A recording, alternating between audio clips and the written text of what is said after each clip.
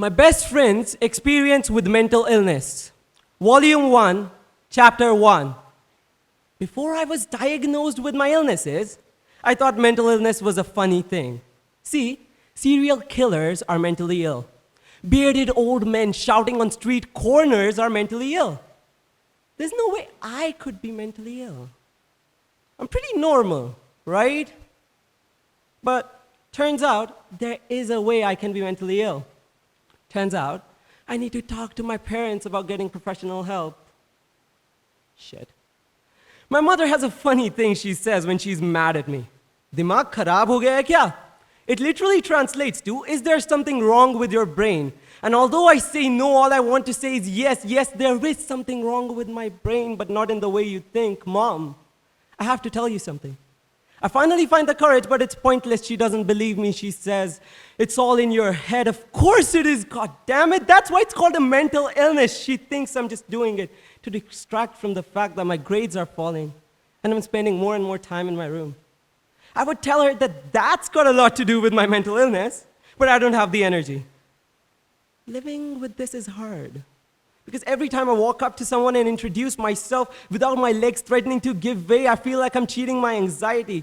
Every time I don't feel vulnerable outside the comfort of my bed, I feel like I'm faking my depression. And what if I am? What if my mother's right? What if all I'm doing is putting on an act to distract from the fact that I am a bad person? My brother tells me I'm not.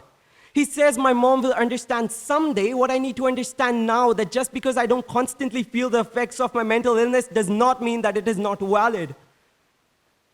Some days I don't have the energy to squeeze toothpaste on my toothbrush, but most others I'm fine, and it is so hard to come to terms with the fact that my depression doesn't always envelop me in a bleak sadness. Sometimes he tells me to breathe and then pushes my head underwater.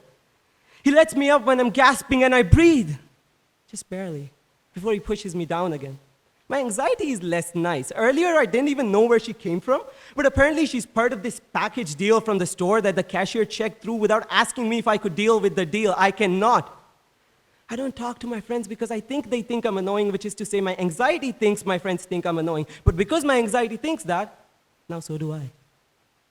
My depression and anxiety are playing a game of passing the parcel, and I am the parcel, and I do not know how to escape. Hi, I'm ABC. Nice to meet you. Hi. I'm ABC. Nice to meet you. Hi, I'm ABC. Nice to meet you. I rehearse this simple sentence over and over again because my social anxiety just won't let me relax. Because there's new people around and I need to introduce myself, and what if I screw up? I do. I actually say I'm ABC instead of my name. I knew I should have rehearsed more. Sometimes I rehearse entire conversations in the shower or in front of the mirror, sometimes even on the sidewalk. I know conversations can be very different from what I planned them out to be. That is why I think about all the possible answers the person could give and rehearse multiple conversations tailored to each answer. It's always better to be prepared, right? It will be okay.